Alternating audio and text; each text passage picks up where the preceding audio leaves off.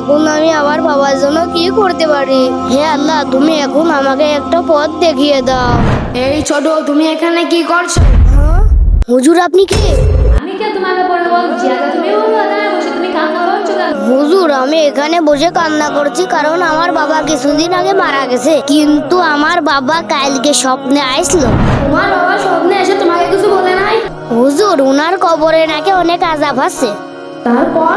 হুজুর, তারপর আমার ঘুম ভেঙে গেছে, এখন কি করবো আমি কিছু বুঝতে পারছি না। তোমার বাবা দুনিয়াতে থাকা অবস্থায় কারোর সাথে কি কোনো খারাপ ব্যবহার করেছে? হুজুর, আমার বাবা অনেক ভালো মানুষ ছিল, তিনি 5 ওয়াক্ত নামাজও পড়তো। শোনো, তুমি কান্না করিও না, আমি বুঝতে পেরেছি।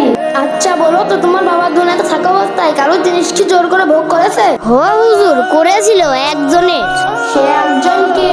হুজুর, আমার বাবা আমার কাকার জমি জোর করে খেয়েছে। সেই কারণে তোমার বাবার কবরে আযাব হচ্ছে। শোনো, এখানে তোমার করণীয় কিছুই না। এখন তুমি একটা কাজ করতে পারো, আল্লাহ তাআলার কাছে দুহাত তুলে দোয়া চাইতে পারো। হুজুর কোথায় গেল? হে আল্লাহ, তুমি আমার বাবাকে মাফ করে দিও, আমিন। প্রিয় দর্শক, তুমি যদি তোমার বাবাকে ভালোবেসে থাকো তাহলে ভিডিওতে একটা লাইক করে চ্যানেলটি সাবস্ক্রাইব করে যাও।